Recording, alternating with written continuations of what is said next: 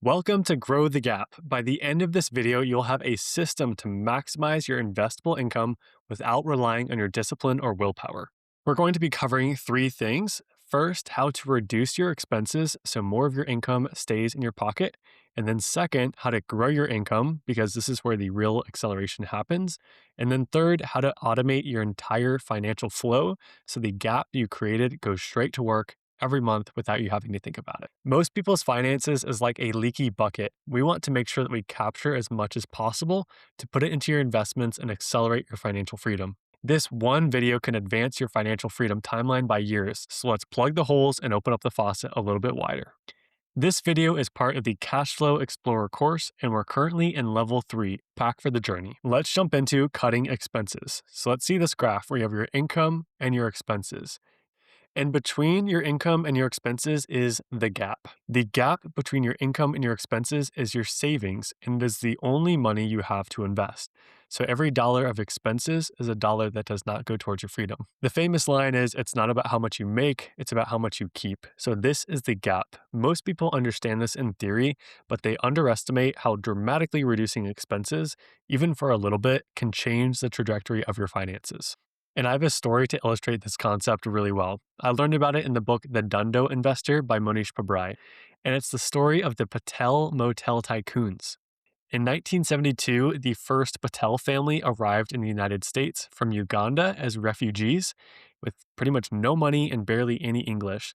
And they arrived in the United States during a recession. The motel industry was struggling and many motels were in foreclosure. So banks were financing motel purchases for as little as $5,000 down. So the Patels bought one of these struggling motels, and then they did something that nobody else was willing to do. They moved in, they lived there, and that eliminated their housing cost entirely. They did all of the work themselves, no hired staff, so they eliminated their labor cost. They were the ones working the desk, cleaning the rooms, doing the finances, everything. So their operating expenses were the lowest of any motel in the area, so they could offer the lowest nightly rate and still make a profit.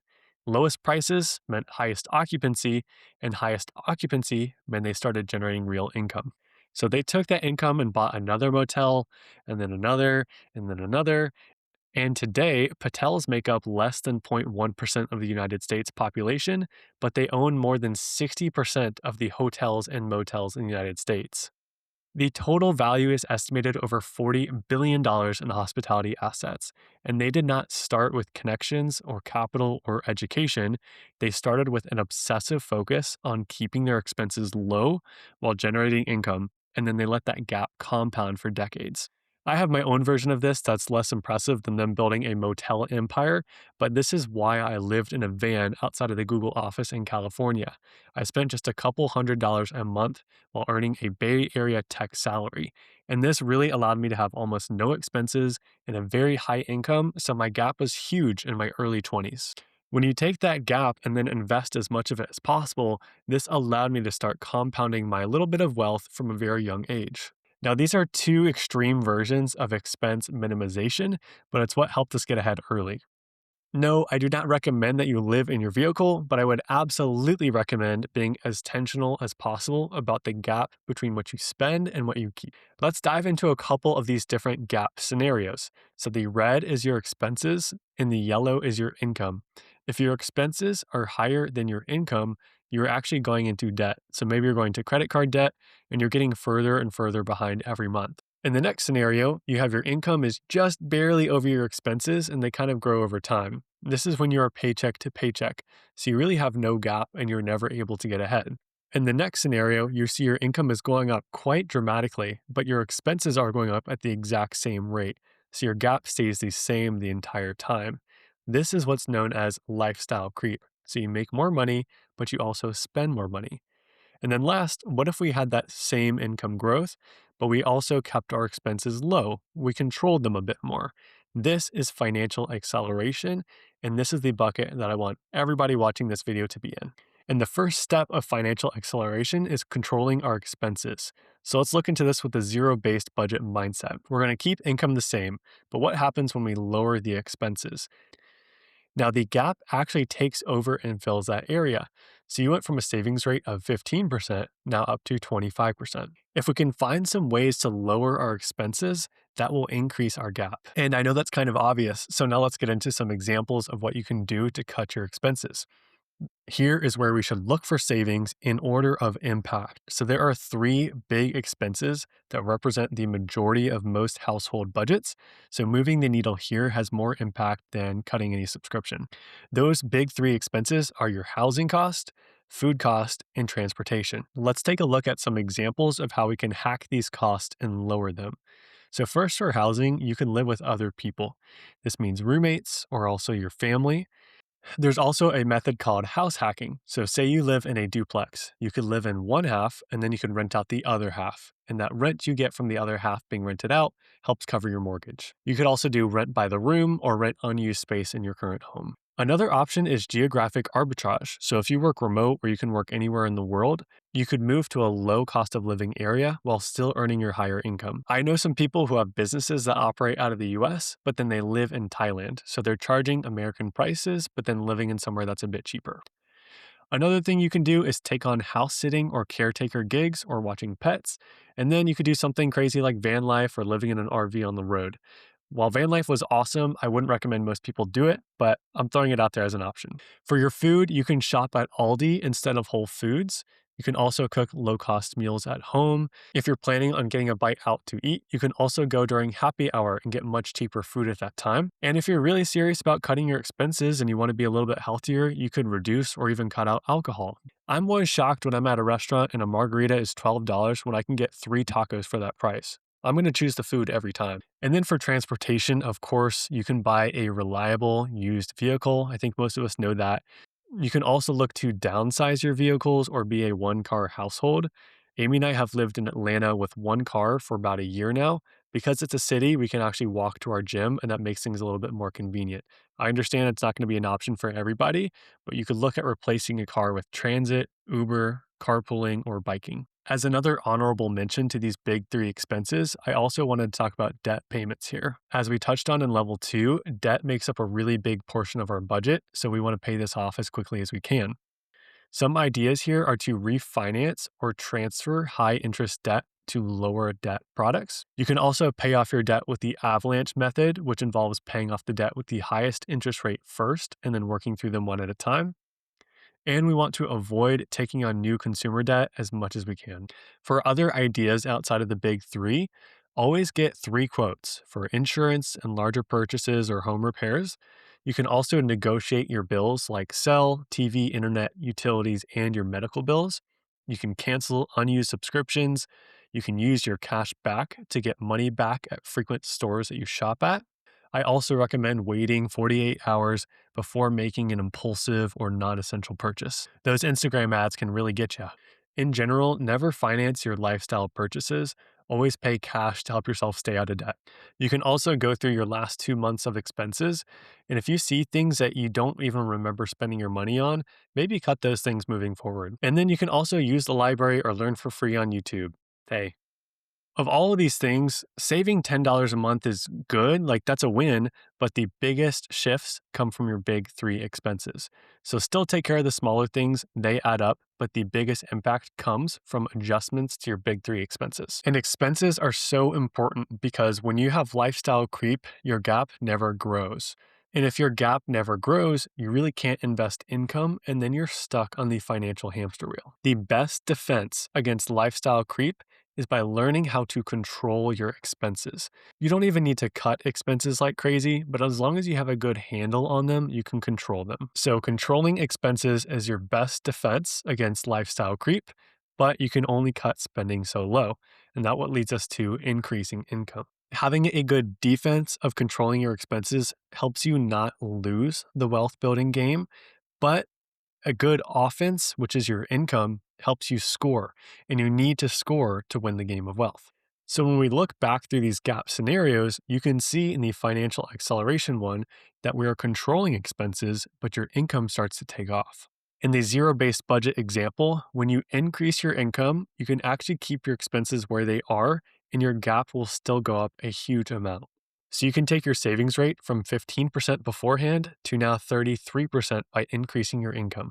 So expenses is something to control, but increasing your income makes the biggest impact on your gap. So, what are some ideas to increase your income? Well, first, take a look at how you are currently earning and see if there's anything you can do to maximize or increase that number. So, before you add something new to your plate, is there more that you can get out of your current job? You could job hop every couple of years to different companies, and you can also negotiate a raise. And if you'd like more responsibility at work, you can talk with your manager to create a path to promotion that comes with a big pay raise. For other ideas, if you have unused space or items around your house, you can rent them out or sell them. You can also learn a business to business skill and then sell it. As an example, I know Google Ads really well because of my first job at Google. So I learned that hard skill, and that's something that I could freelance to other business owners to help run their Google Ads for them. Typically, when we think about launching our own businesses, we all think about what product do I need to create? It's like it's Shark Tank, but you don't need to create a new product at all. Instead, you can just offer a service to somebody who already has money. So, generally, when you think about who has money, that's business owners who want to invest to grow their business. So, if you can help somebody else cut costs in their business or grow their business, they can pay you for that.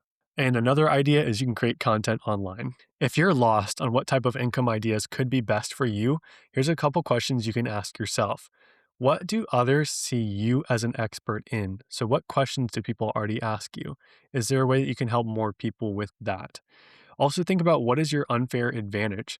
Is it your current job? Is it your network? Is it skills that you've built? Or do you have any current side hustle skill that you can offer to other people? And if nothing's jumping into your mind, ask how can you invest in yourself?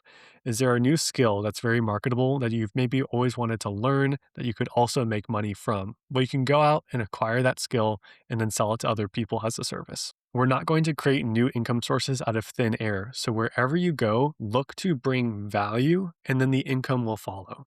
I'll also add that the fastest way to create a new income stream is through the skills and network that you've built in your day job. You're probably an expert at something. So, as long as it doesn't conflict with your workplace, you can look to use this unfair advantage outside of work. Now, let's get into the financial flow. And this is a question I asked in the previous video, but why is it so hard to save money? Here's why. The typical flow is you have all of your income go into your checking account, and then you spend it. And then you save what's left over after you spend that money. Afterwards, what's left over in that savings is then invested. So your investments are the very end of this flow. So we spend first, we save the extra, and then we invest what's left over. But how can we make saving and investing effortless? We need to invert this flow. This slide is what I've been showing through the entire course up until this point. You have your income go to expenses and then to your gap. But this is backwards. What we want to do instead is make sure that the gap comes first before your expenses. I know this just seems like a small change, but stick with me. We want to prioritize the gap, and here's how you actually do that. So instead of sending all of your money to a checking account, you're going to have all of your income sources go to a savings account. That way you save first. And then you send an automatic transfer to your checking account at the beginning of the month, and that's the money you actually use to live off of. So now we've saved, and then we've given ourselves a careful monthly budget to live off of. Now, instead of just investing what's left over, we invest all of the surplus from our savings account. That way we can invest a lot more. And when you put an overlay on top of this, it is essentially an hourglass. You have all of your income sources come into one place, and then it gets distributed on your terms instead of you accidentally spending what's there. I want you to think of your savings account as your financial command center. So everything comes in there, and then you choose how money gets distributed. Now, here's some real numbers to show you how this flow actually works in practice. Say your monthly paychecks amount to $8,000, and you also have a side hustle of $2,000. All of that is going to go directly into your savings account. But it's not just any savings account, it is a high yield savings account where you're storing your emergency fund. So, this is essentially your reservoir in your buffer. From there, you give yourself that targeted monthly budget or allowance that you actually live off of. So, if your lifestyle is $8,000 a month, send yourself $8,000 at the beginning of the month and you don't risk going over. And that emergency fund is blue to act like water, kind of filling up a reservoir before it flows over. And as a reminder, we're storing that emergency fund in the high yield savings account. And when your balance exceeds what you need, you're going to invest everything else off the top. So if our emergency fund is filled up to $25,000, we're going to invest everything else, which in this case would be $2,000. And then the real magic of this happens when your investments generate cash flow, because now you also have investment income of $1,000 that goes into the same reservoir, and then you can continue the cycle. This is how you build the financial flow to make it work for you instead of against you. It's a big shift from spending first and saving later to saving first and spending later. You are adding friction to the spending and you're making it effortless to save and invest. And here's why this matters, because everything we've covered in this video of reducing expenses, growing your income, and automating the flow, it exists to maximize one number, your investable income. That is the gap between what comes in and what goes out. And that is the fuel that builds your financial freedom. Every dollar you free up from your expenses is a dollar that you can invest. And then every dollar that you add through a raise or a side hustle is also a dollar that you can invest. And this financial flow ensures that every one of those dollars goes straight to work without you having to think about it. And I want to help show this flow even more tangibly so you can understand how it works. I'm going to show you how it works within Sequence. Okay, so this is Sequence and it is a financial automation company. So it helps you set up a lot of these automations. And you can see my recommended cash flow map here and then how you can automate it with Sequence. So let's set this up. Automate your cash flow. I'm going to sign back in. So this is how most of us have things set up just as the default. All of our salary and paychecks and maybe any other side hustle income or investment cash flow goes into one joint checking account that then goes to our high yield savings account and then gets invested. But I'm going to flip this around and show you how it can work. So instead, we want to have all of these different income sources go to our joint high yield savings account. So we can trigger it whenever incoming funds come in. We have 100% of our income that goes into our high yield savings account. So let's just repeat that with our side hustle income. So 100% of our funds go into this high yield savings account. And then also investment cash flow goes here. All right, now what's really cool, how we can set this up. So our high yield savings account, we can set a target balance. So in here, we want to set our emergency fund to have $25,000. All right, and then we're going to look to add another account. Let's do one for our joint checking account. And then we're going to send money to our joint checking account on a certain date every month. So what we're going to do is monthly on the last day of the month, we're going to send ourselves our monthly allowance of $8,000. So before the start of the month, that money is going to be automatically moved in there. And then this is where we actually spend from. And then we want to set this up so that all the extra money gets invested. So what we'll do is trigger it by incoming funds. And instead of transferring a percentage of the incoming funds, we don't know what the amount is going to be every month depending on our income. So instead, we're going to round down our high yield savings account. So if the balance is above $25,000, then we can send the extra to the investments automatically. So now you have the system set up that all of your income goes into one place. And then at the beginning of the month, you have $8,000 in your account, and then the extra goes into your investments automatically. So we want to widen that gap, automate that gap, and then let it compound. Now let's wrap it up with some takeaways. Cutting expenses is the fastest way to free up cash. Beware of lifestyle creep. So this is your main defense against lifestyle creep. And then for increasing income, your expenses can only go so low, but income doesn't have a ceiling. And then with our financial flow, we want to make it harder to spend and make it easy to grow your saving and investing gap. And the gap grows the fastest when we both control or lower our expenses and increase our income. So we can attack this from both sides of the equation. The gap is the most important personal finance number. It is the money that buys you freedom. So if this is invested into cash flowing investments, that starts to compound this even faster. And here are the action items. Cut one expense and then negotiate one bill. For increased income, brainstorm one way to increase your income. And then financial flow, flip your flow around and consider setting up Sequence if you would like that help. In this video, we covered the system to maximize your investable income and grow that gap. In the next one, we're going to talk about active to passive. And this will give you a clear plan how to generate your own passive income. I'll see you there.